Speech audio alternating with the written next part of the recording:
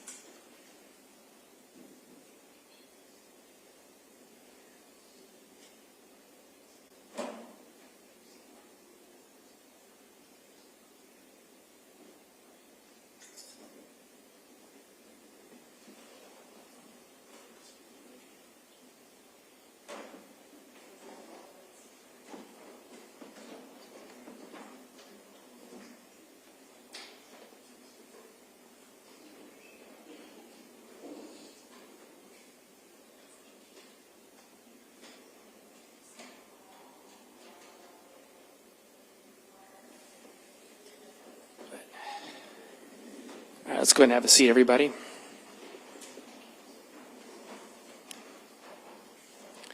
We do have our next witness. If Okay. the court is ready. I am ready. The state calls Brian Morrison. All right.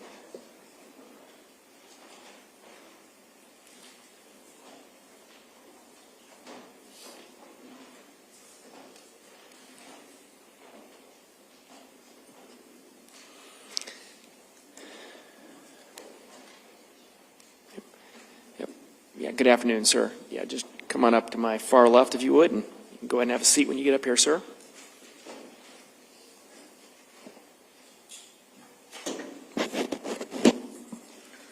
And Mr. Morrison, you can adjust that microphone however you'd like. Hello? Yep, that works. So first thing I'm going to do, sir, is swear you in. If you please raise your right hand. Mr. Morrison, sir, do you swear or affirm that the testimony you'll be giving in these proceedings will be the truth? True, I do. All right, and then just for the record, sir, can you give us your first name and your last name and spell them for us? Brian Morrison, Brian Morrison. All right, thank you, sir. Mr. Codiaga, whenever you're ready. Thank you, Judge. Sir, you've stated your name. You're Mr. Morrison, correct? Correct. Where do you currently live? Where do you currently reside at? I live in Trare, same place I've been most of my life. Okay. So you've lived in Trare most of your life? Yes. Okay. And that's in Tama County? Correct. And what do you do for a living? I'm a retired farmer and I drive semi now, hauling pork products. How long have you been a farmer and when did you start driving semis? My whole life I farmed. I started farming on my own in 1990 until 2019. Then I started driving semi. Do you know a person, someone who used to be called Ryan Cooper? Yes. How do you know Ryan? His dad and my dad were good friends in high school. Then they grew up together. And then he was younger than I was, so I really didn't meet him until, we didn't start running around until about 2008, 2009. We started farming together and we used equipment together. When you started farming together, Did you become close friends, someone you could call a friend? And Oh, see yes. often? Yes. How would you describe your relationship? He is my best friend. Would you see him often? Yeah. Yes.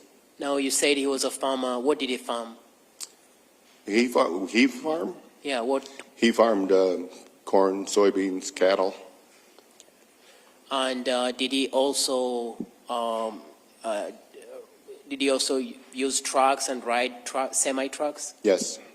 So sometimes he would be on his semi-truck. Yep. It was part of the cattle business, hauled cattle, feed, cattle and feed. So when he would use the semi-truck, he would be hauling cattle feed or something related to the farm. Correct.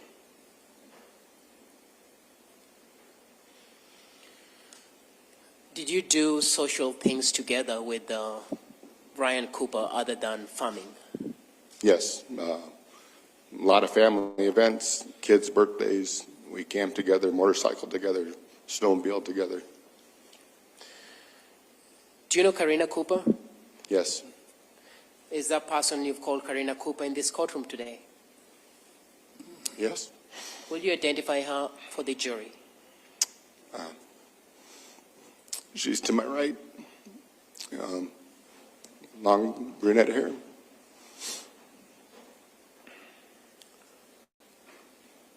Fair enough to say it's very difficult for you to testify here today. Yes.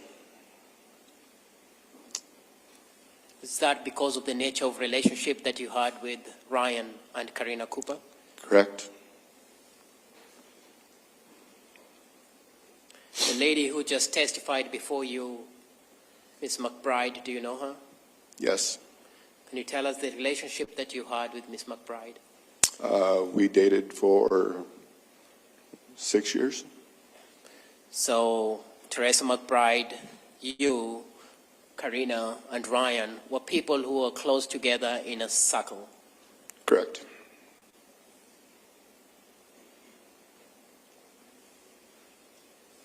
Can you briefly tell us what your relationship with Karina Cooper was like? We had a very good relationship. She's like my sister. Considered a friend, Right. just like you loved Ryan as someone who was your best friend, you automatically then loved someone that he was in a Yes. relationship with. Yes.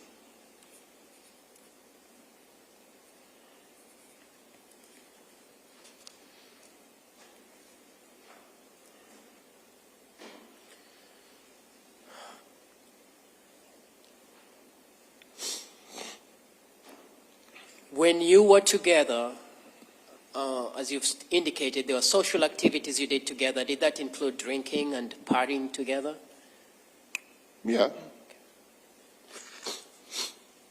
Were there changes or in that relationship in some of these occasions in terms of what you'll observe between Ryan and Karina? I guess drinking can change anybody's attitude, but yes, if that's where we're going, yes. Some of those times, will she be mean to Ryan Cooper? Will Karina be mean to Ryan Cooper? She would get a bit upset and be upset with him at times, yes.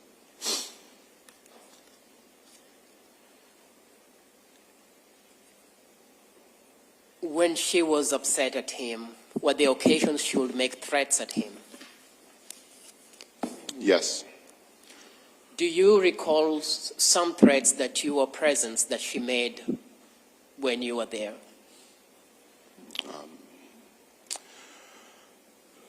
There was times in general relationships, I hate you, I wish you were dead.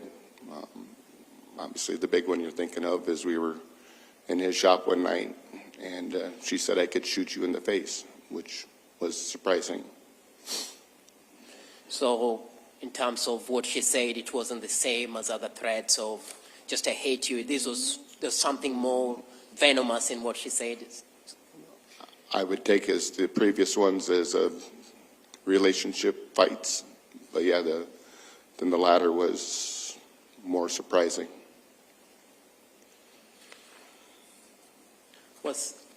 Do you recall what was the Was financial issues a tension in their relationship? Were there financial issues in their relationship? Yeah, was finances causing a tension between them?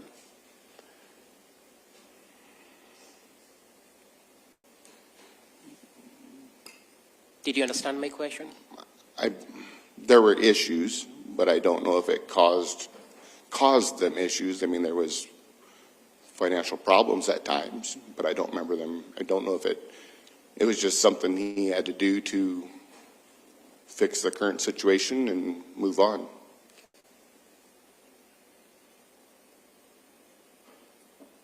Did you know Karina to own any firearms? To own any firearms? Yeah. Yes.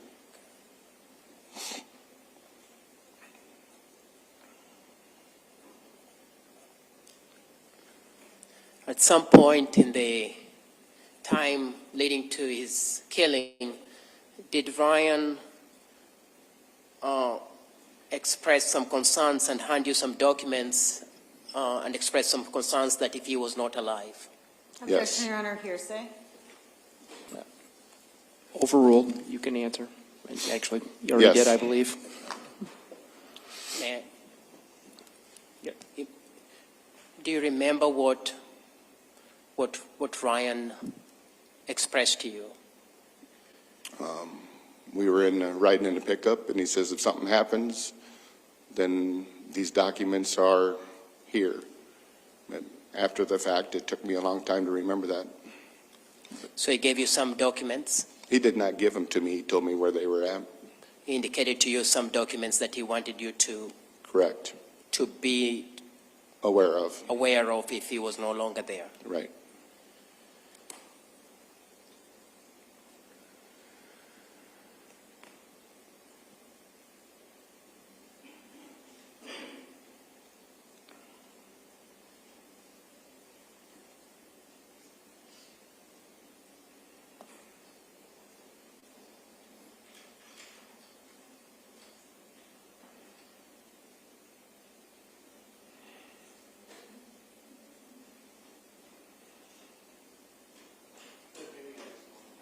You may.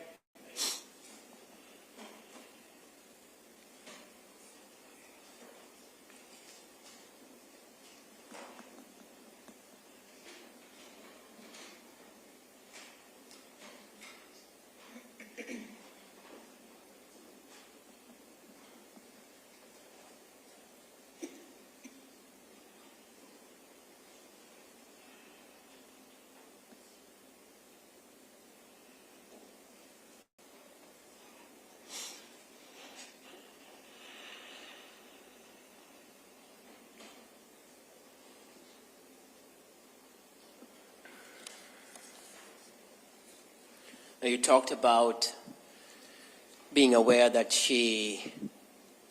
Karina Cooper had knowledge of firearms, correct? Correct. There were some concealed carry classes that were either being done at the farm that they lived in, correct? Like the concealed carry classes? Yeah. Yes, they were. We had done those at his shop there at their residence. Did you see Karina Cooper fire a firearm in those classes? Yes, in order to get your Florida permit, you had to fire a gun safely. And I saw her do that.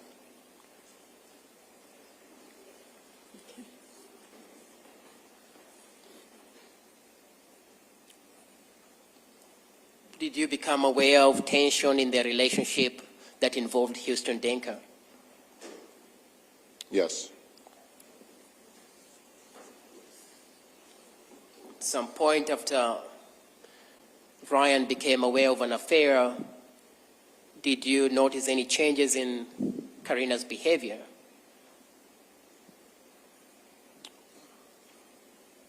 I guess we weren't doing as much together at the time, which that was marital issues they needed to work out. So we just didn't discuss it as much.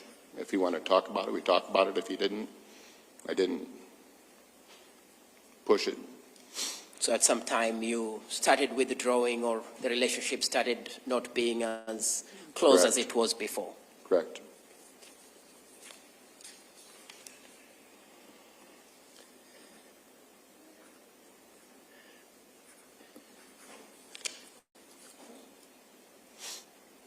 Thank you. I have no further questions at this time. Ms. Watt, any questions? Thank you. So you mentioned him talking about some documents, and then I thought I heard you say, I didn't remember that for some time. Did you mean that you just remembered that he told you these things? What were you trying to say? After he was killed, yeah, it was just, my mind was a mess, and I couldn't remember certain things that pertained. Okay. It just wasn't in my front memory Okay. like it was supposed to be. Okay. I took it to mean that you just remembered this within the last 6 months. Did I misunderstand you then? I remembered it a couple months after he had been killed. All right. When did he have that conversation with you?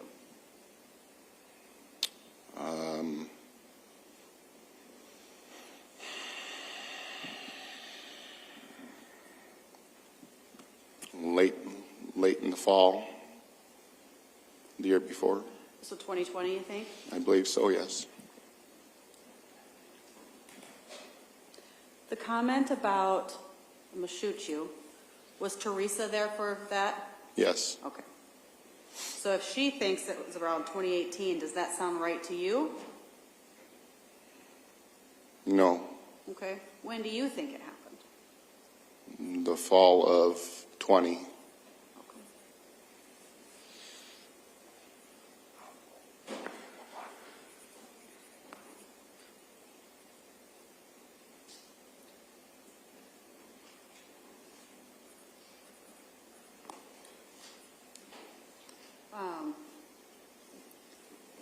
Did you ever witness Karina be violent towards Ryan? Yes. Okay. Do you remember talking to me?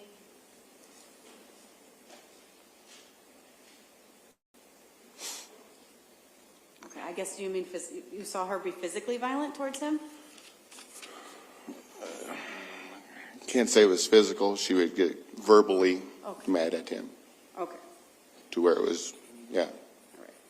And I understand that we're focusing a lot on the bad times in this courtroom, but I imagine that you witnessed good times between Karina and Ryan as well? Yes.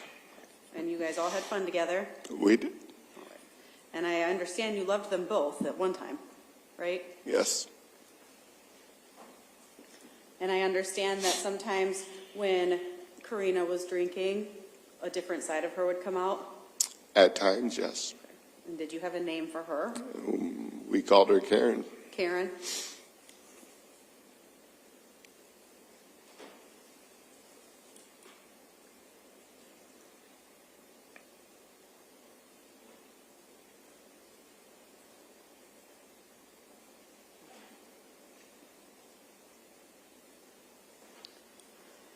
I do not have any other questions. Thank you. Any redirect?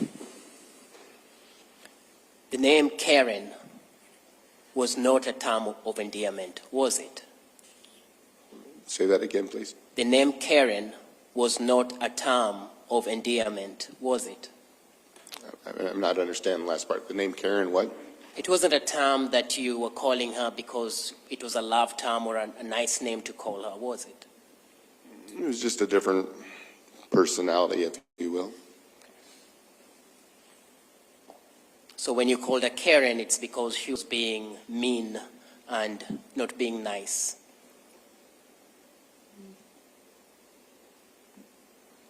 Ornery. Defensive, yes. I have no further questions. Thank you. Any further? I mean, just to be fair, though, you said she was our Karen, right? Of the group? Of the group, yes. Loved. Yes. Right.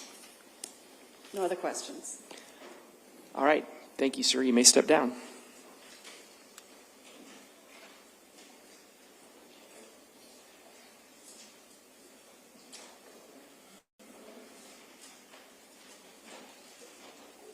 State prepared to call the next witness. The state calls Brad Rund.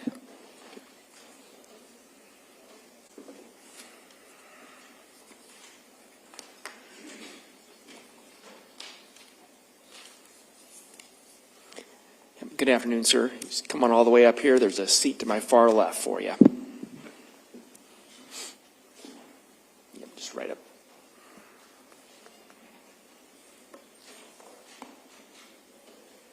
Go ahead and have a seat, sir. I'll swear you in once you're seated. You can adjust that microphone however you'd like. All right. Good afternoon, sir. I'm going to go ahead and swear you in. If you please raise your right hand. Sir, do you swear or affirm that the testimony you'll be giving in these proceedings will be the truth? Yes. Okay. And then for the record, sir, can you please give us your first name and your last name and spell them? Brad Rund, B-R-A-D-R-U-N-D. All right. Thank you, Mr. Rund. Mr. Kodiaga, whenever you're ready. Thank you.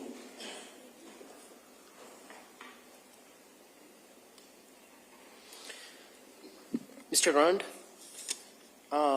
can you tell the jury what you do for a living? For what? What is your occupation? Loan officer at Chelsea Savings Bank. Can you tell the jury what a loan officer does and just break it down for them, what you do on a day-to-day basis? Yeah, I pull financials, get stuff ready for customers to see if they qualify for a loan. And then just day-to-day, do overdrafts, take phone calls, visit with customers,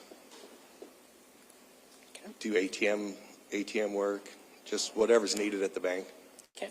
Where is this bank located at? In Traer, Iowa. Tama County? Yes.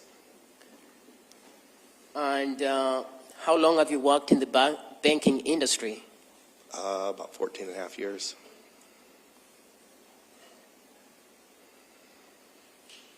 Were you employed as a loan officer back between the period of 2020 and 2021? Yes. Same bank? Same bank. Now you've talked about some of your responsibilities, which include oversight over account management. Is that correct? Account management for... Yeah, if they're overdrawn. And overdraft monitoring, correct? Yes. Can you tell the jury what overdraft is? If you overextend yourself out of your account and your balance is negative. Okay. So if you don't have sufficient funds in your account and it's negative, what do you do as part of the overdraft monitoring? What do you do when your clients have that? Can you just walk us through what you occasionally would do? I just do a courtesy call or I text my customers and let them know that, hey, they're overdrawn, and then I see if they can bring a deposit in or not, just so we don't have to return the items that are on their account, taking them negative. Okay.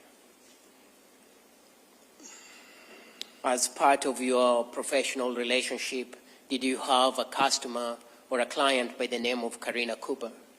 Yes. Do you see that person in this courtroom today? Yes. Can you identify that person by an item of their clothing? Yeah. She's right over there. Okay. Dressed in what looks like a sweater or a vest? Yep. Gray or whatever with a white blouse. Your Honor, will ask the record reflect identification. The record so reflects. Now, from our prior testimony, we understand that Traer is a small community. Did you know her from just the bank, or you also would socially interact with the defendant? From the bank and both. My son-in-law and my daughter were friends with hers, and that's how I got to know them personally. But as far as like hanging out, no. Okay. Through them, I did. Did you know the nature of the accounts that the defendant kept with your bank? Say that again? Did you know the types of account that the defendant kept with your bank? Yeah, checking, savings. as part of your banking business, did you also know someone by the name of Ryan Cooper? Yes.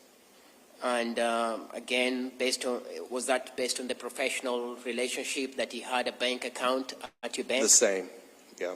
Mm-hmm.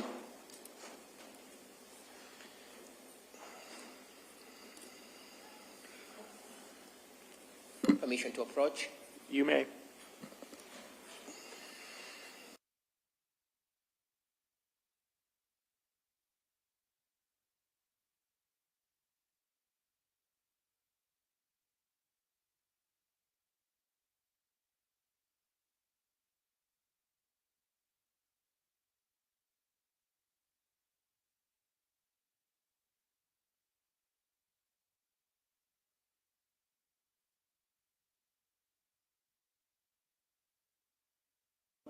State 205, 206, 204B, and 309. You can take a minute to look through those documents to see if you remember what those would be.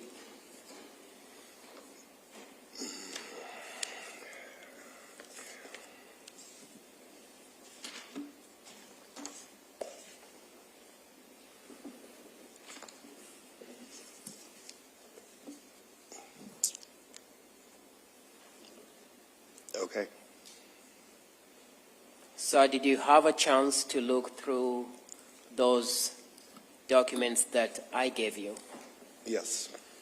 Do you recognize what they will be? Yep. Are they documents that will be from your bank? Yes. Well, one's my phone, text message. Okay. So one of them is your phone text message. Can you tell us what that document, what exhibit that will be? You want me to read something off here? No, I'll come to that, but what is it marked as? 206.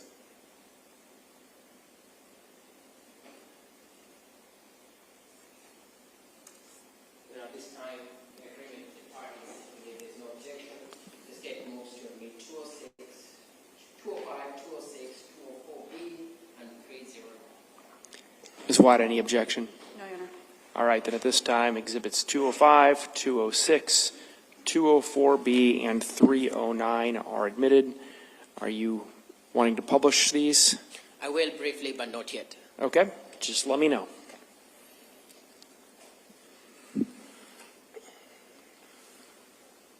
You did talk about overdraft monitoring for clients. Did Karina Cooper have recurring overdraft issues with her accounts? Yes. Would you describe it as something that was happening repeatedly, especially in the months leading to Ryan Cooper's killing? I can't recall for sure how many there was or whatever, but it was often. And as part of that overdraft on her account, did you occasionally have to get in touch with Karina Cooper to talk to her about that? Yes. How would you do that? I would call sometimes, or I'd text. Texting just was easier because sometimes they just didn't answer the phone. Sometimes voice messages weren't set up, so it just depended on the customer. I did it to multiple people. So you'd either have a phone call or you will text her to alert her of the overdraft. Correct.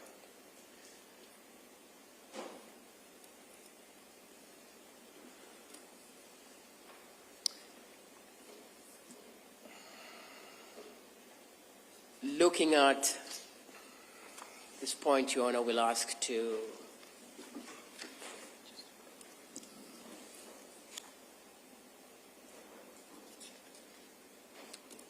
publish 204B. All right.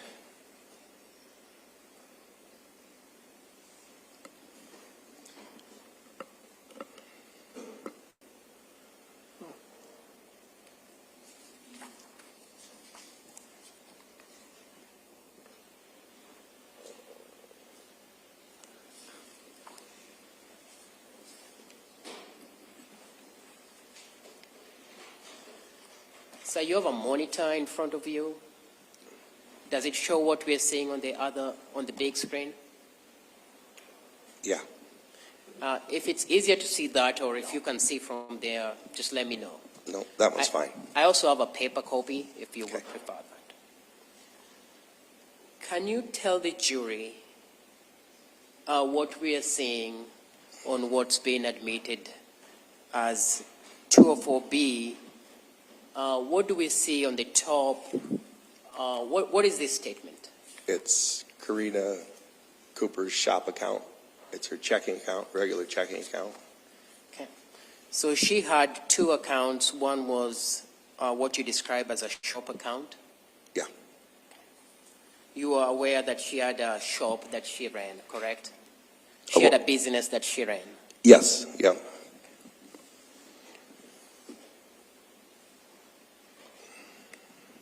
Can you tell us briefly what this is? It says on the top right-hand side, says statement ending January 7th, 2021, correct? Correct. What is this sheet? What is this sheet summarizing? It's just her basic checking account statement mailed out from the bank, ending then, January 7th. Okay. And it was a month prior, so it would be her December statement. Okay. And is this a document that as a bank you regularly produce in the ordinary course of business? Yes. And Monthly. you give these or send these to customers to know what their finances are and alerts them to their spending and what their financial health looks like, correct? Correct. So we have where it says December 8th, 2020. If you see where my cursor is, it says beginning balance 423.72. Correct. And it has an ending balance. Can you just explain what those two mean? Yep, there was 26 credits. That was deposits of 6532 and 82 debits, 4,908.33 cents. Left her with the ending balance of 1780.71. Okay. And then the $12.56 was the service charge, just the charge for that account. When we scroll down to this account, we have this other page. And fair enough to say there are some pages in the middle that would have the transactions during that month that are not here, correct? Correct. What do we see on this page? Can you? Yeah, there's right below the daily balances, it's overdraft fees. There was none for that month, but year to date was 225. So the year to date, you have an overdraft fee of 225. Yep. And I don't know if you'd explain that. What is an overdraft fee? For each transaction that overdrill the account, there's a $25 fee for a business account. So what that means is if the account is negative, the bank still gets to pay for that charge that went through, correct? Yeah. And as a result of that, the bank will charge the customer a fee of $25. Correct. So to reach an amount of 225, the fees that have been charged at that point. Right, 9. I'm going to show you, and this was the month of January. When we go to the month of February, same thing that we've talked about in terms of regular checking, the ending balance and the beginning balance, correct? Correct. So what would you say the ending balance was then in the month of February? Well, that's the ending balance for the month of January. January, yes. Okay. 47.72. So is that the money that's in the account at the end of the month of January? Correct. She has $47.72. Yes. And back to the same page which talks about overdraft. What is our overdraft in the month? So this is the month ending January. What will our overdraft be? She had $25. I'm going to show you part of that exhibit that's been admitted as 204B for the month of March, which means the month ending February, correct? Correct. And what is the ending balance? 106.18. And when we go back to the overdraft fees, now we have an amount of, The total is 50. She had another overdraft of $25 for that month. we go to the month of April, which means the month ending March. We have the same, again, ending balance of $388.80. Yes. And back to the overdraft fee, what do we have now? For that month, it was $225, and then the total is $275. So they've been a lot of, fair to say, there was more overdraft fees in that month. Yes. I'm going to show you under the same exhibit 204B, the statement ending May 9th of 2021. What is the ending balance on that statement? $14.62. And again, when we go to the overdraft fees for that month, fair enough to say there was none at that time? Right. There was none. So you have the same 275. Yep. What about the month of June, the year 2021? What do we have in regards to ending balance on that month? Negative $297.73. So that month of June, now it's a negative of $297 and change. And what do we have for overdraft fees in that month ending, that month that we're talking And about? overdraft fees was $200. Which brings the total overdraft between January and the month of ending May going to June to $475, is that correct? Correct.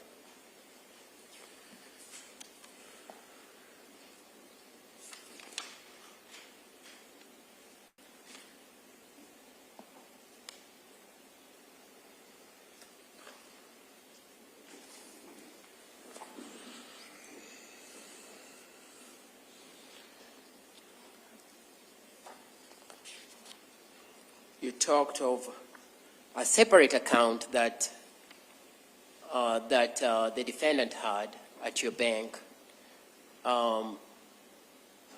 Showing you now, or I'm publishing now, what's been admitted as State Exhibit 309. Can you see that from where you are? Yes. The document we are seeing in 309 is different from the other document. Can you describe what we are seeing here? It's just it's Karina's personal checking account.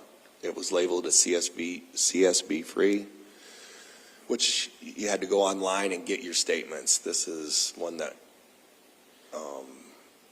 the bank doesn't mail out. So it was a free account. There's no service charge for it. Okay. It doesn't have as many features in terms of Chelsea Bank is not listed on top, or the other things that we saw in the previous document.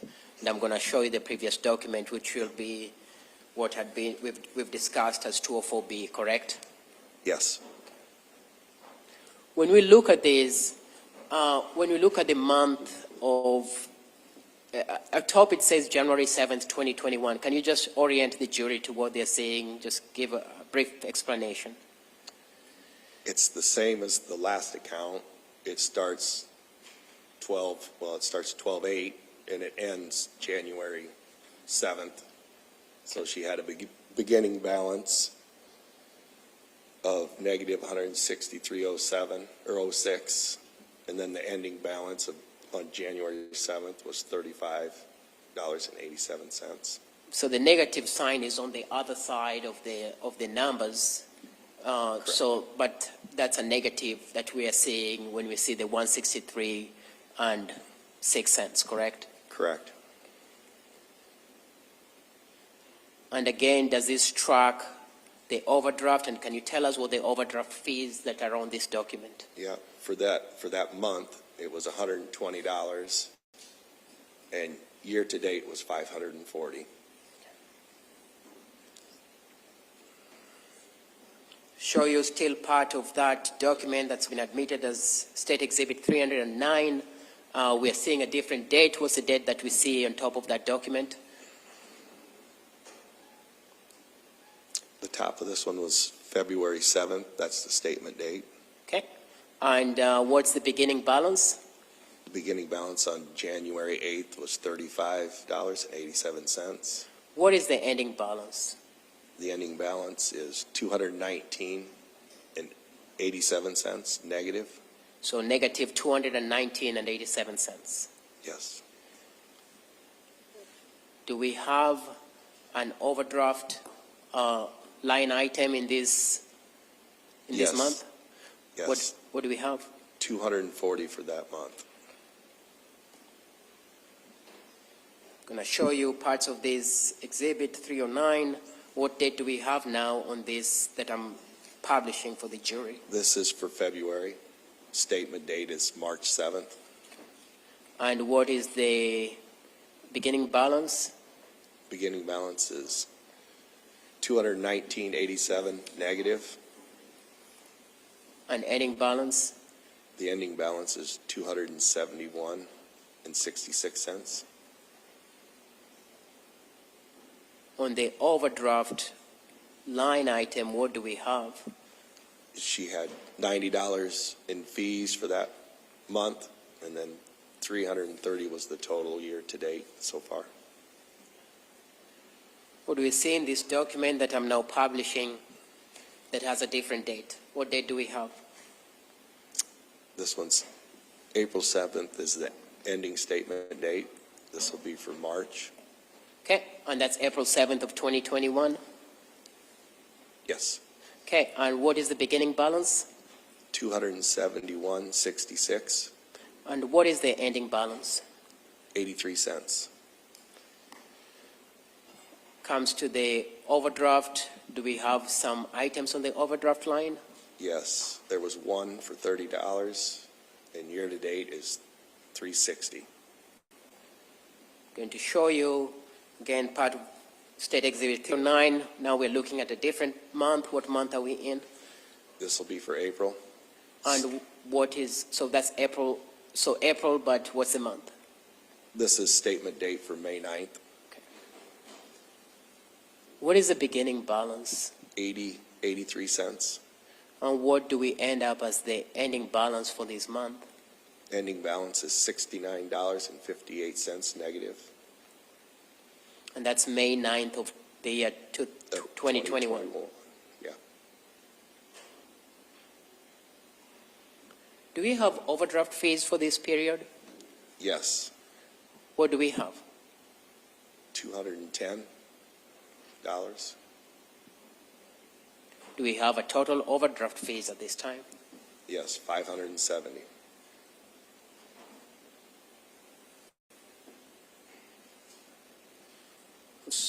Same document, State Exhibit 309. We've switched to a different date on the top. Can you tell the jury what they're seeing? June 7th, 2021. Okay. And what do we have as the beginning balance? Negative $69.58.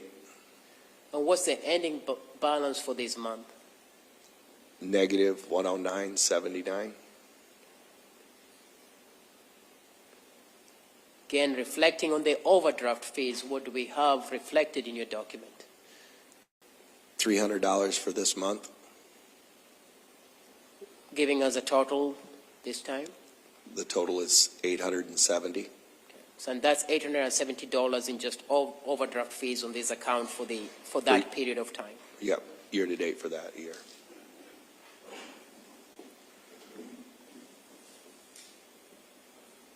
You same document that's been admitted as State Exhibit 309. What do we see on this portion that I'm publishing for you? Just used her, it was a Target debit card, or Okay, but Oh. this is, what's the date that Yep. we have? Yeah. Wednesday, June 23rd, 2021. Okay. And And that's, do we have a balance reflected here? yes, 18609.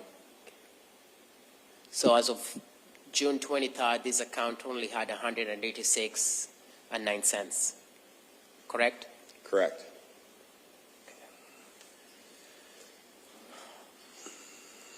Judge, we can take that down. And if we're going to be done with that, I think now's a good time to take, we've been going an hour and a half, so we'll take our mid-afternoon break now, ladies and gentlemen. So I've got roughly 2:45, so 15-minute break, and we'll resume. And again, I would just remind you of the admonition that I've given you previously.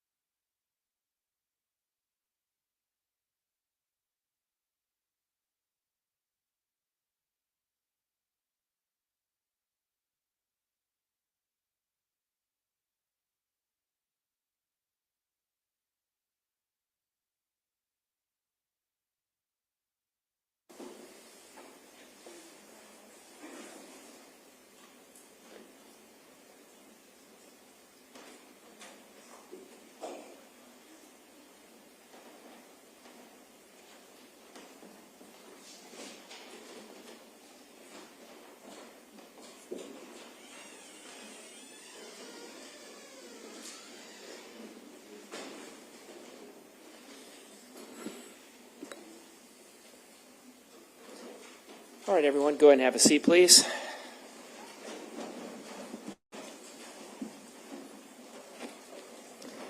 Okay, we are back on the record. We have our jurors present, counsel and parties present, and we're resuming after our mid-afternoon break. Mr. Rund was on the stand, and sir, I'm just going to remind you, even though we had a short break, that you're still under oath.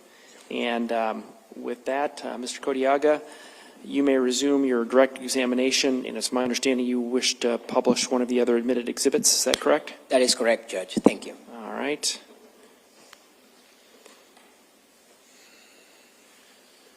So, we were talking about the overdrafts. We're just done with that conversation.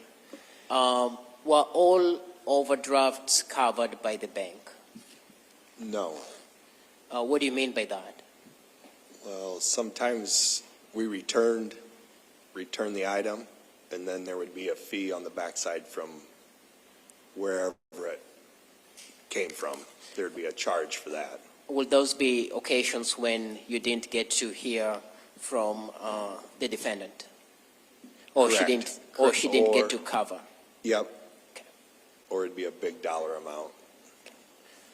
I'm going to show you what's been admitted as State Exhibit 205. Are you able to see that document? Yes. Can you tell the jury what this document is? It's Ryan and Karina's financial statement for March 11, 2021. What is a financial statement? It just shows their assets, their liabilities, and their net worth. Okay. So when we look at the assets section, which the admitted 205 shows, is that kind of on the box that talks about assets? Is that what you would have captured as assets that Ryan Cooper and Karina Cooper had? Yes. And you know it's the document, fair to say that it has a signature at the end of this document? Yeah, that's Ryan and that's Karina's. So the signature that I'm highlighting or pointing at right now on the left of this document, that will be Ryan Cooper? Correct. And this will be, on the right will be Karina Cooper, Yes. with the date of March 15th of 2021. Yes. When you go back to the assets, just very briefly, can you tell the jury what we are seeing in the asset description box? Just a summary. Yeah. The 29.5 would be like their checking accounts, their cash that they had. The 3,400 would be like bonds, CDs. The not ready marketable stocks and bonds was like his part of Cooper Farms. Okay? So fair to say some of these, what we're seeing in the assets is part of what Ryan also would be involved with the Cooper farm. Yes, correct. When we talk like the last line of equipment, machinery, and the vehicles with a sum of $203,600, will that also be the machinery or farm items, the value of those that they had? Yes, that would have been what they owned. Okay.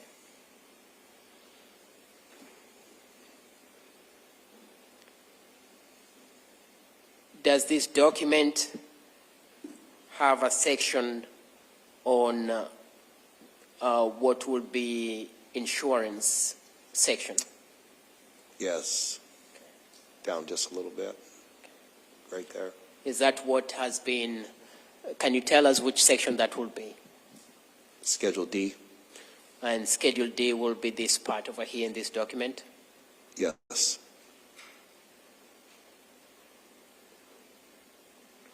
What is on the Schedule D of that document, when you talk about insurance, were both parties insured? Yes. Starting with Ryan Cooper, what was his term of insurance and who was the beneficiary? It was shelter insurance, and the beneficiary was Karina. Okay, so and what were the amounts that we had for Ryan? There was a $20,000 policy with a $1,000 cash value at that time, and then there was another face value policy of $500,000. $500,000? Yes, And so, in other words, if Ryan were to die in a situation where insurance covers, Karina would stand to receive $500,000. correct. There was still the other way you've talked about. At that time, there's a face value was only $1,000 Cash value. cash value, but the face value was $20,000. Yeah.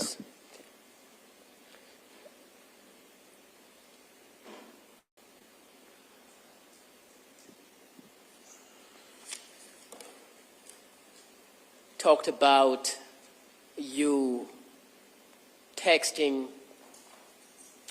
or contacting the defendant by text or by phone. Do you recognize what has been admitted as State Exhibit 206? Yes. Are you able to read that from where you are? Yeah. Okay. How would you characterize what's been admitted as 206? That's me sending Karina a message to see if she can make a deposit this morning, and that letting her know that she was on the overdraft list. Okay, so it's a picture of a phone, fair enough, with a cell phone, fair enough, with the BRAD or BR, that will be you, correct? Correct. And the gray text message will be you texting, with the blue being Karina Cooper. Correct. Or Karina Cooper's phone, correct? Yes. And just to, not going through all of them, but to pick, let's say, the one that's December 8th, 2020, December 9th, there's a message, good morning. Can you just read that from where you are? Yes. Good morning. Wondering if you can make a deposit this morning. You are on the overdraft list. Sorry. And fair enough to say that Karina Cooper responds to you. Responded? Yes. Oh, shit. Yep, I will. Okay.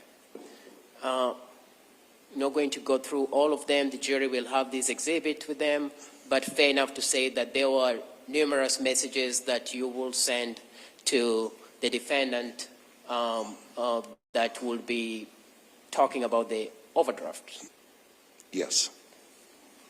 But there are times she will make excuses or tell you different excuses for why she was overdrafted? Some of them. Well, the one was Christmas got to her or whatever. I don't remember what they all said. Okay. Like I said, the jury will have the documents to read with them. Fair enough? So moving on, based on what she, as a professional in the financial sector, what would you say was the defendant's financial health in the months leading up to June of 2021? She was overdrawn a lot. Financially, just her accounts were negative sometimes, so it was tough.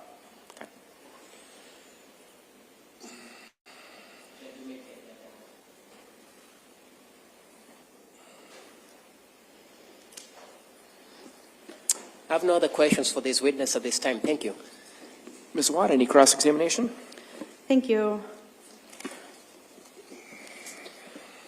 In looking at some of the exhibits that we saw, specifically with regards to her shop account, it looks like overdrafting wasn't that unusual for Karina. Is that fair? Yes. Okay, so it's not like it just started happening in 2021. It was an ongoing issue? Yes. Okay. And I did see that, I don't know how closely you looked at the bank records, I guess, but I did see that one of the reasons she gave you for being overdrafted was her children making PlayStation purchases. Do you remember that? Not sure. But Okay. I'm sure. And we saw at least a portion of the shop account, and I know the state mentioned that sometimes it skips from page 1 to page 6. You would have provided the entire statements to whoever asked for them, right? Correct. Okay. Your Honor, I'd like to mark the complete bank statements from the shop account. I'll mark them as Defendant's Exhibit D and ask to enter those into evidence.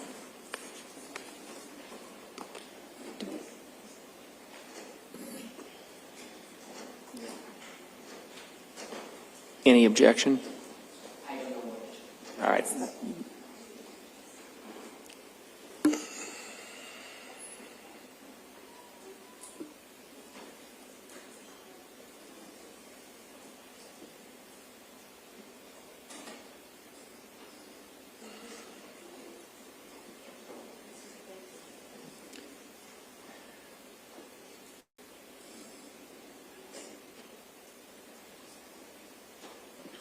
I'll return to it, Your Honor, once I'm able to relocate it, if that's okay.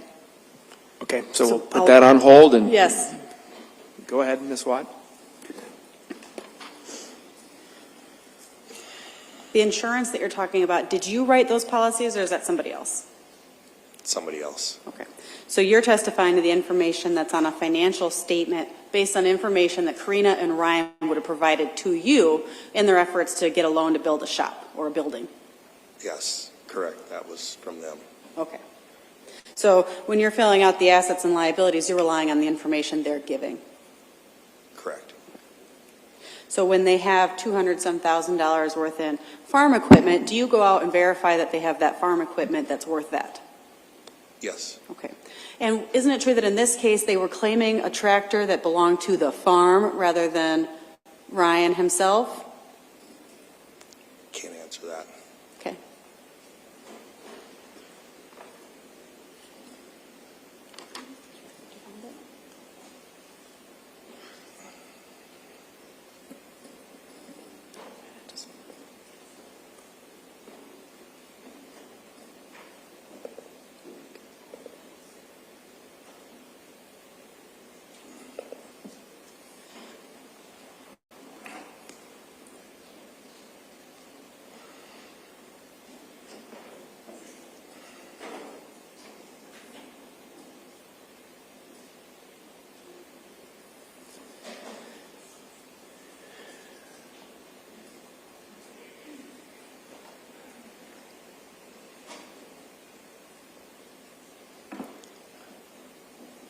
Returning to what I marked as Defendant's Exhibit D, I would re-ask to admit that, and I have now shown it to the state.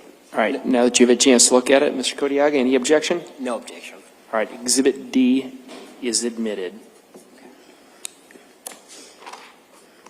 Also within the text messages that we saw between you and Karina Cooper, it looked like on June 17th, 2021, you had scheduled a hair appointment with her to take place on June 18th at 8:15 in the morning. Do you remember that?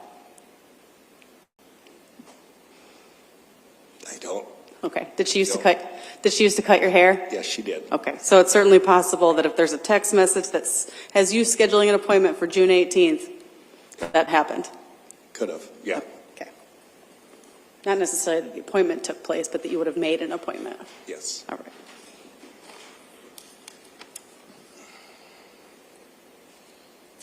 I do not have any other questions. Thank you. Any redirect? I have no question. Thank you. All right, thank you, sir. You may step down and are excused.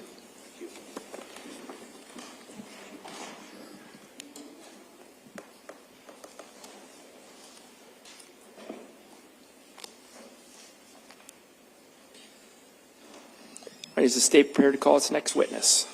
Yes, Judge. The state calls Jeff Gutenoff.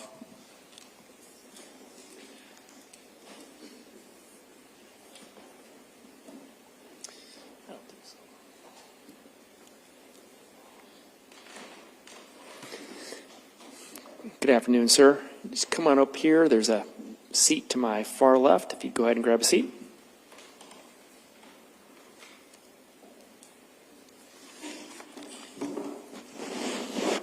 And you can adjust that microphone. Yep. So first thing I'm going to do, sir, is swear you in. If you please raise your right hand. Sir, do you swear or affirm that the testimony you'll be giving today will be the truth? I do. Okay. And then for the record, can you please give us your first name and last name and spell them for us? Jeff Gutenoff, Jeff, Gudenkauf.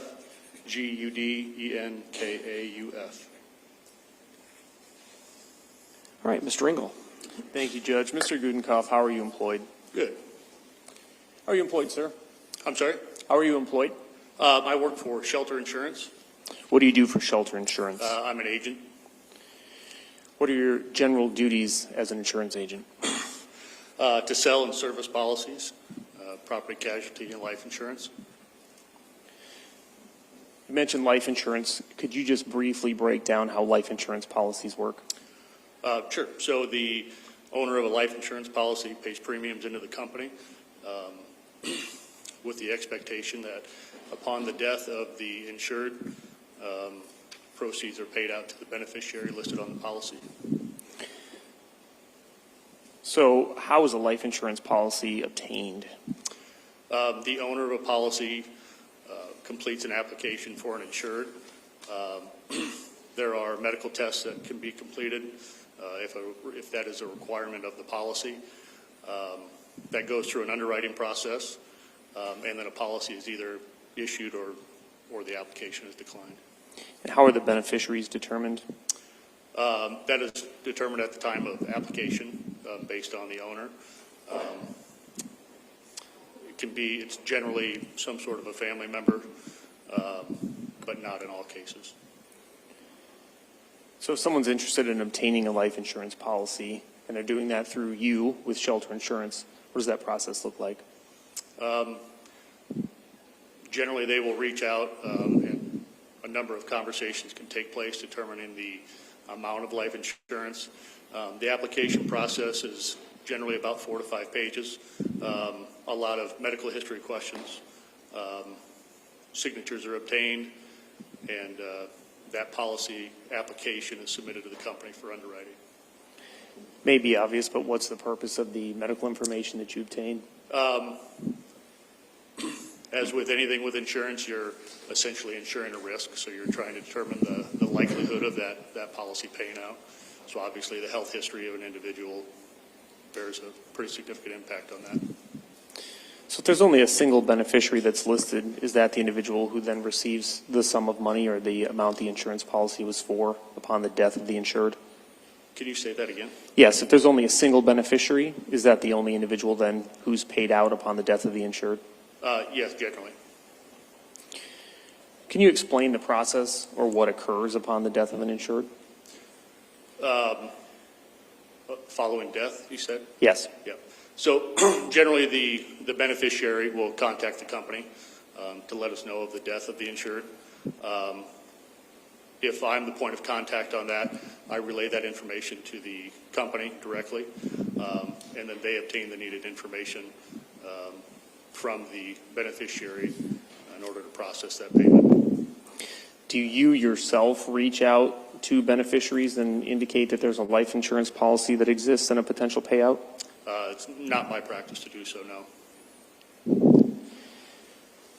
Presumably, if someone obtains a life insurance policy, that's documented, correct? Yes. Now, I know that things may have changed. A lot of things are done electronically now, but if someone was obtaining a life insurance policy in the past, say 2021 or before, is that something you would do in person? Yes. Okay. And they would come into your office and sit down and sign documents, is that correct? Generally in the office. I've done it in people's homes as well. Did you know Ryan Cooper? Yes. How did you know him? He was a client of my agency when I began back in 2006. Did he have any life insurance policies through Shelter Insurance? He did. Do you recall how many life insurance policies he had? On himself or as the owner? Yeah, just on himself, he being the insured. I believe 2. Judge, may I approach? You may.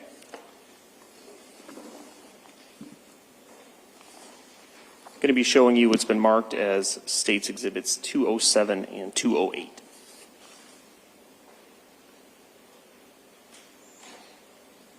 Let's go ahead and take a look at those. Once again,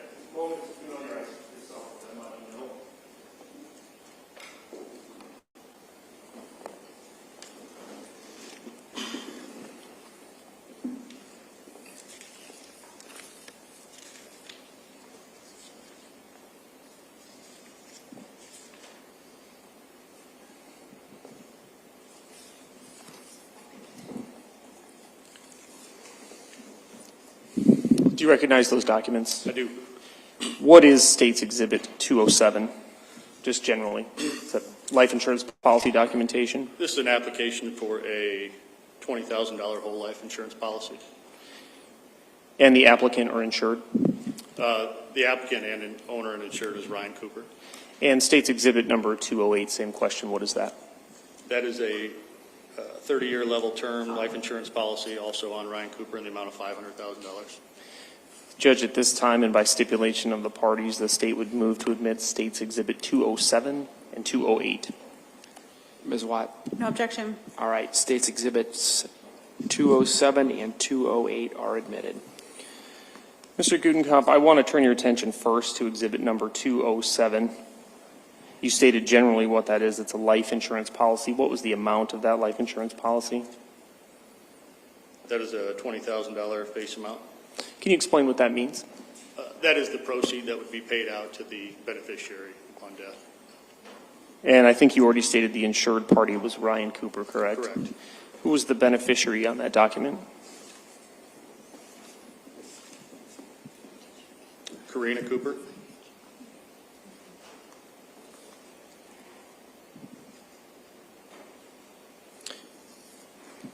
Moving on then to State's Exhibit number 208. Same question. What was the nature of that exhibit? That's the application for a $500,000 term life insurance policy. And the insured on that policy? Is Ryan Cooper. And the beneficiary? Karina Cooper. If I understand correctly, upon the death of Ryan Cooper, those are the amounts roughly that would be paid out to the named beneficiary being Karina Cooper, correct? Correct.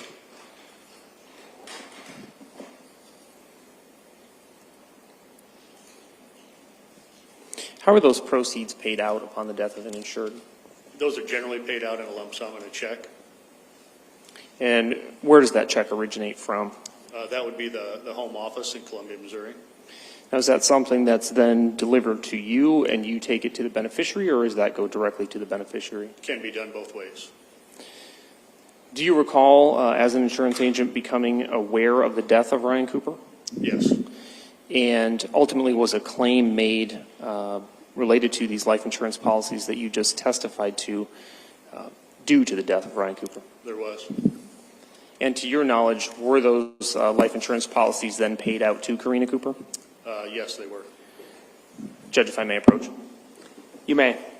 You don't need to ask again with this witness if you're planning on coming up again. All right, thank you, Judge.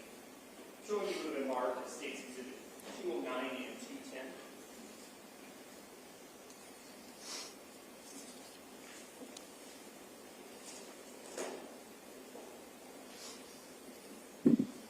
Starting with State's Exhibit 209, do you recognize that? I do. And what is that? That would be a claim check in the amount of $24,724.32. Made out to whom? Karina Cooper. And to your knowledge, is that associated with the insurance policy that you testified to, which was State's Exhibit number 207? Yes. Same question with regard to State's Exhibit 210. Do you recognize that? Yes. And what is it? That is a proceeds check paid out in the amount of $514,882.21 paid out to Karina Cooper. And to your knowledge, is that associated with the insurance policy that you referenced, State's Exhibit 208? Yes. Your Honor, at this point, again, by stipulation of the parties, the state would move to admit State's Exhibit 209 and 210. Ms. Watt? No objection. All right, State's Exhibits 209 and 210 are admitted.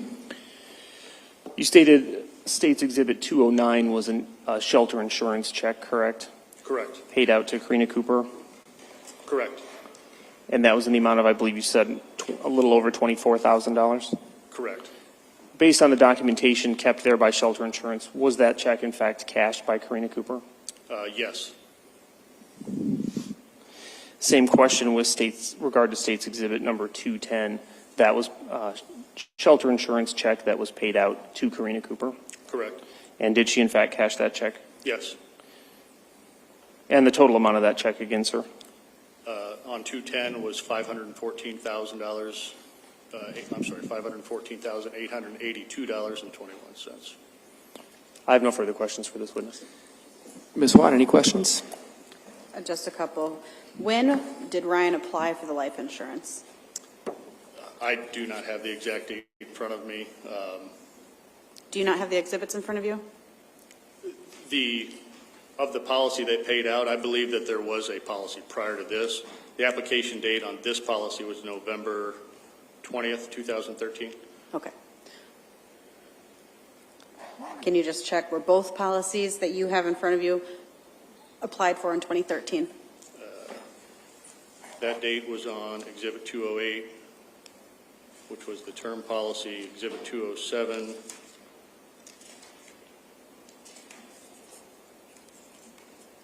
was also November 20th, 2013. Okay. Did you, in dealing with Ryan, did you ever meet Karina? Yes, I don't recall the exact time, but it was very few times. Okay, so you dealt primarily with Ryan? Correct.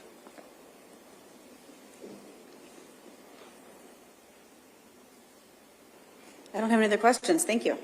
Mr. Engel, anything further? No, Your Honor, thank you. All right, thank you, sir. You may step down and you're excused. Oh, sir, going to have you go down. Yep.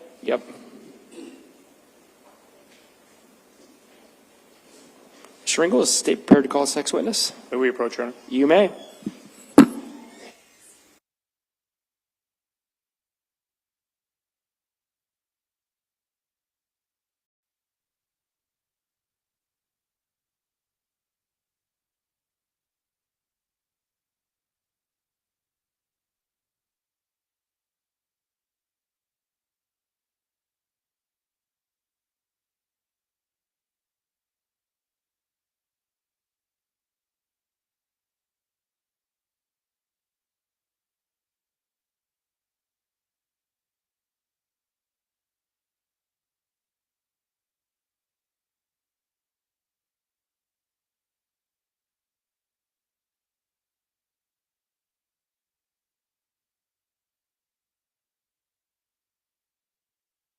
Pretty quick today. By my calculation, we've gone through 8 witnesses today, and I think we moved quicker than anybody anticipated. So, I guess good news, bad news, depending on how you look at it. We don't have another witness here today.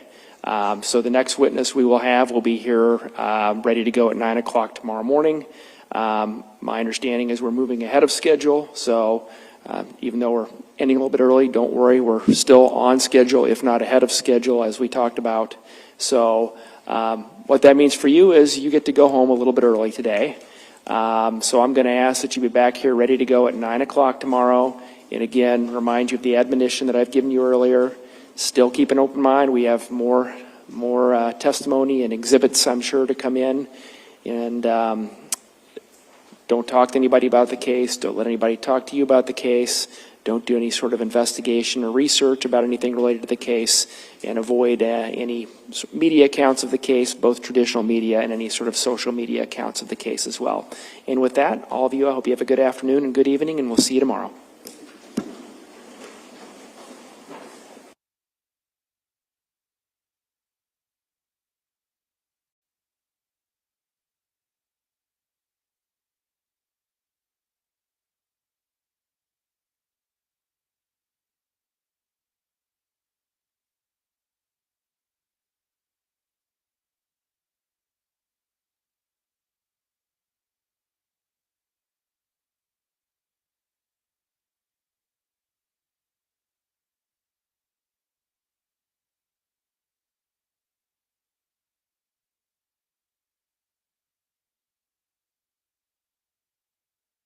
Ready?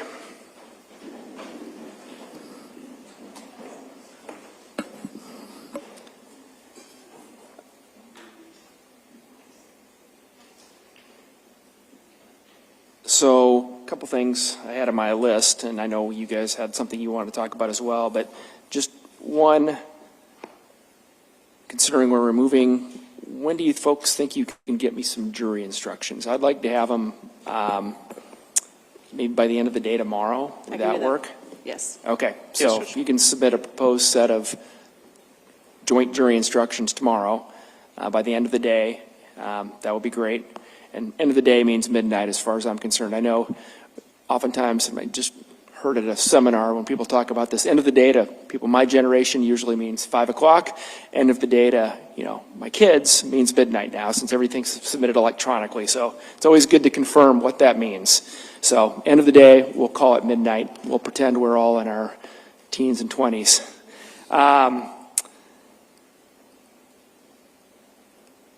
Then, Ms. Watt, I saw, I think, the most recent exhibit D Yes. came across as a proposed exhibit. I'm going to need A and B at some point still, and then C, I assume, will consist of a thumb drive or something like that that we'll be able to get to the jury. Yes. So just want to remind you of that. All right, then last, we're circling back to proposed exhibit 306, I believe, which is the what was played to the jury as a demonstrative exhibit when I believe it was Detective Lord who testified. And so we'd kind of reserved that. I saw, Ms. Watt, you did file an additional objection, written objection, and I think both of you indicated you had more to say on the issue, potentially at this point, so I'll give you a chance. And also, like I said, that was played, I believe, Thursday of last week. So, and I know we had discussed the state was proposing to remove a couple pages for that.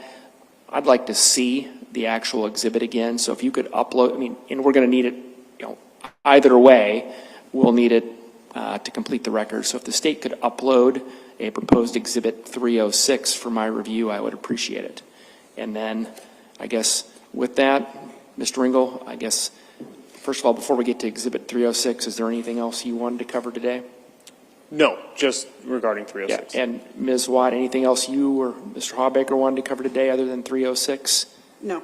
All right, then tell me what you'd like to tell me, Mr. Ringel, with respect to number 306. Judge, thank you. I think what the state's original intent and the argument that the state proposed was that the exhibit is essentially more or less information taken directly from the Celebrite reports or Axiom Magnet reports. Obviously, voluminous records, thousands of pages of data from these phones. So I think defense is correct in noting that some of the information that's contained on the state's proposed exhibit is not directly from those Celebrite records. What the state would propose doing then is removing any information, which is fairly limited, but removing any information that is not directly from the Celebrite reports, and then moving to admit it pursuant to Rule of Evidence 5.1006. Well, here's what I would propose. Before we argue about an exhibit, let's get the exhibit. So you remove what you think should be removed. Then we'll give Ms. Watt and Mr. Hawbaker a chance to look at it. They may not have an objection, they may, but we'll, let's cross that bridge if we need to, and only if we need to. So does that work for you, Mr. Hawbaker and Ms. Watt? Yes. All right. So I'll know it when it comes in. I'll see it. So, and then you folks will have a chance to look at it. And again, this is not something that we need to decide till obviously before we submit this case to the jury. So we need to get it done, but there's no time crunch. So, all right. And Judge, the state will prepare that and provide it to defense and the court today. Sounds good. That's right. Yeah. All right. Anything else that we need to take up? Not for the state. All right. Well, thank you all, and we'll see you tomorrow.